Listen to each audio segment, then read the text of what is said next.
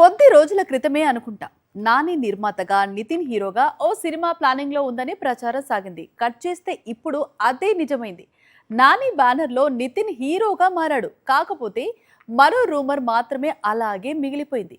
అది కూడా క్లారిటీ వస్తే నితిన్ ఫ్యాన్స్ కో ఇక పండగే. నాని నిర్మాతగా మరో తెలుగు సినిమా ప్రారంభమైంది. ఈసారి హీరో నితిన్ పై డబ్బులు పెడుతున్నాడు న్యాచురల్. మురళీకాంత్ దర్శకత్వంలో నితిన్ హీరోగా నాని నిర్మించే చిత్రానికి అలియాస్ రుక్మిణి అనే టైటిల్ రివీల్ చేస్తూ సినిమాను అనౌన్స్ చేశారు. ఇప్పటికీ సితారా ఎంటర్టైన్మెంట్ బ్యానర్ లో ఒక చిత్రం చేస్తున్నాడు నితిన్. సోము, నర్రి అనే ఇద్దరు దర్శక ద్వయం సినిమాను తెరకెక్కిస్తున్నారు. ఇందులో వైష్ణవి చైతన్య హీరోయిన్ గా నటిస్తోంది. ఈ చిత్రంతో పాటే అలియాస్ రుక్మిణి అనే చిత్రాన్ని చేయబోతున్నాడు నితిన్. నాని నిర్మాతగా నితిన్ హీరోగా మూవీ రానుందని గతంలోనే ప్రచారం సాగింది. ఇప్పుడు ఖరారైంది. కాకపోతే సినిమా పేరు అలియాస్ రుక్మిణి కావటంతో కాంతారా హీరోయిన్ రుక్మిణి వసంత్ ప్రాజెక్ట్ లోకి అడుగు పెడుతుందా లేదా అన్నది ఆసక్తికరంగా మారింది. ఎందుకంటే గతంలో ఇదే ప్రాజెక్ట్ కు రుక్మిణి అనే పేరు పరిశీలనలోకి వచ్చింది. నాని నిర్మాతగా సినిమా నితిన్ తో 8వ చిత్రం. 2013లో డి ఫర్ దోపిడితో మొదలైంది నిర్మాతగా నాని ప్రయాణం. చేశాడు. హిట్ సిరీస్ ను కొనసాగిస్తున్నాడు. కోట్ లాంటి బ్లాక్ బస్టర్ అందుకున్నాడు. ఇంకా లిస్ట్ లో కార్తీతో హిట్ 4, అలాగే శ్రీకాంత్ ఓదెలా దర్శకత్వంలో చిరు నటించే చిత్రం కూడా ఉంది. మొత్తంగా ప్రొడ్యూసర్ గా పారడైస్ హీరో జోరు మామూలుగా లేదు. ఒకప్పుడు చిరంజీవి వేరు, అప్పుడంతా సోలో లైఫ్. కానీ ఇప్పుడు మెగాస్టార్ వేరు. ఏ మాత్రం ఛాన్స్ ఉన్నా మల్టీ స్టారర్స్ కు సై అనేస్తున్నారు. వాల్తేరు వీరయ్య, మనశంకర వరప్రసాద్ గారు ఘన విజయాలు ఇచ్చిన కాన్ఫిడెన్స్ అది. ఇప్పుడు అదే దారిలో మరో క్రేజీ మల్టీ స్టారర్ కు గ్రీన్ సిగ్నల్ ఇచ్చాడట.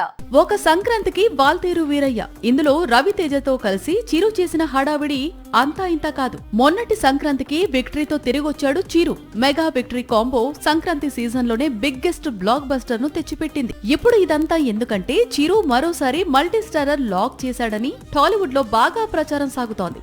ఈసారి కింగ్ నాగార్జునతో కలిసి చిరు మల్టీ స్టారర్ చేయనున్నాడని, ఈ సినిమాకు దర్శకుడిగా అనిల్ రావిపూడి వ్యవహరించబోతున్నాడు అనేది స్టోరీ. రావిపూడి ఇప్పటి వరకు 3 అగ్ర హీరోలను డైరెక్ట్ చేశాడు.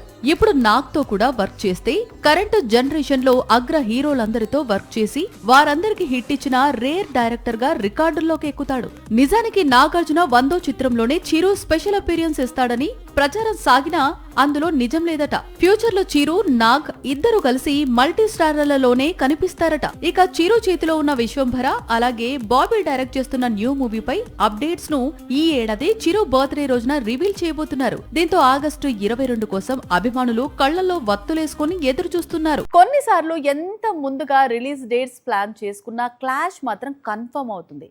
ప్రస్తుతం ధనుష్ పరిస్థితి అలాగే ఉంది. ఓం పేరుతో ఓ సినిమా చేశాడు ధనుష్.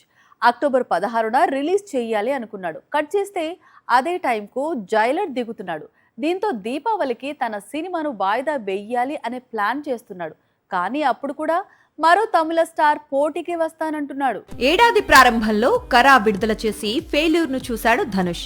అందుకే ఇప్పుడు ఎట్టి పరిస్థితుల్లో సక్సెస్ కొట్టాలి అనుకుంటున్నాడు. అందుకోసం ఓం అనే భారీ ప్రాజెక్ట్ లో భాగమయ్యాడు. అమరన్ దర్శకుడు రాజ్ కుమార్ పెరియాస్వామి తెరకెక్కిస్తున్నాడు. ఈ చిత్రాన్ని అక్టోబర్ 16న విడుదల చేయాలి అనుకుంటున్నాడు ధనుష్. కానీ అక్టోబర్ 15న జైలర్ 2 ను విడుదల చేయబోతున్నట్లు ప్రకటించాడు రజనీ. దీంతో ఓం చిత్రాన్ని జైలర్ 2 కు పోటీగా విడుదల చేయాలా లేదా అన్నది ధనుష్ ఎటు తేల్చుకోలేకపోతున్నాడు. రజనీకాంత్ అంటే ధనుష్ కు అభిమాన హీరో. పైగా ఒకప్పుడు తన కుటుంబంలోని వ్యక్తి. అలాంటి స్టార్ తో పోటీ అంటే కరెక్ట్ కాదు అనేది ధనుష్ చెప్పుకొచ్చే మాట.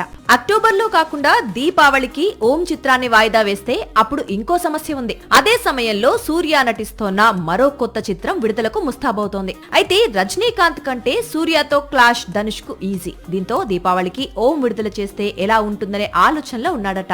అయితే దీపావళికి కోలీవుడ్ లో సూర్య మాత్రమే రావటం లేదు. మరో తమిళ స్టార్ శింబు నటిస్తోన్న కొత్త చిత్రం అరసన్ కూడా విడుదలకు ముస్తాబవుతోంది. పైగా అరసన్ సినిమా గతంలో ధనుష్ నటించిన వడా చెన్నై సిరీస్ లోనే వస్తోంది. తన స్నేహితుడు వెట్రిమారన్ తెరకెక్కిస్తున్నాడు. దీంతో దీపావళికి ఓం ను వాయిదా వేస్తే అటు అరసన్, ఇంకోవైపు సూర్య కొత్త చిత్రంతో ధనుష్ చిత్రం క్లాష్ కు దిగాల్సి వస్తుంది. అదే జరిగితే ఇటీవలి కాలంలో తమిళ సినీ పరిశ్రమ చూడని బిగ్గెస్ట్ స్టార్ వార్ చూడాల్సి ఉంటుంది. ఒకప్పుడు హాలీవుడ్ సినిమాలకు ఇండియాలో చాలా తక్కువగా కలెక్షన్స్ ఉండేవి.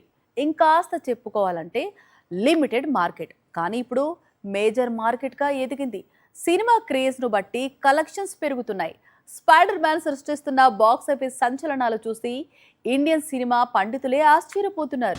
ఒకప్పుడు హాలీవుడ్ సినిమాలు ఇండియాలో ఆడుతున్నాయి అంటే అవెంజర్స్ వచ్చినప్పుడు, జేమ్స్ కెమెరూన్ అవతార్ రిలీజ్ చేసినప్పుడు, జంగిల్ బుక్ లాంటి చిత్రాలకు మాత్రమే భారీ స్థాయిలో వసూళ్లు ఉండేవి. కానీ ఇప్పుడు ట్రెండ్ మారుతోంది. హాలీవుడ్ లో హిట్ అయిన ప్రతి సినిమాకు ఇండియాలో కలెక్షన్స్ వస్తున్నాయి. Hollywood recent blockbuster the Odyssey కేవలం క్రిస్టోఫర్ నోలన్ బ్రాండ్ వల్లే ఇండియాలో భారీ వసూళ్లను కొల్లగొట్టింది. సరాసరి 150 కోట్ల క్లబ్ లో చేరింది. అంతకుముందు హాలీవుడ్ సెన్సేషన్ అబ్సెషన్ కూడా ఇండియాలో దాదాపు 90 కోట్లు రాబట్టింది.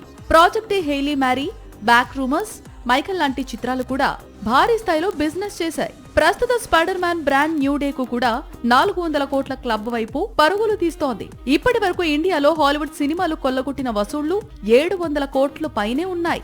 ఇయర్ ఎండ్ కు ఈ కలెక్షన్స్ రేంజ్ 2000 కోట్లకు పెరగవచ్చు అనేది ట్రేడ్ వర్గాల అంచనా. ఎందుకంటే జుమాన్జీ, అవెంజర్స్ డూమ్స్డే, డ్యూన్ 3 లాంటి చిత్రాలు లైన్ లో ఉన్నాయి. ఈ సినిమాలకు ఉన్న క్రేజ్ ను దృష్టిలో పెట్టుకుంటే ఈ ఏడాది ఇండియాలో హాలీవుడ్ సినిమా మార్కెట్ ఎవ్వరూ ఊహించనంతగా పెరిగే అవకాశాలు కనిపిస్తున్నాయి.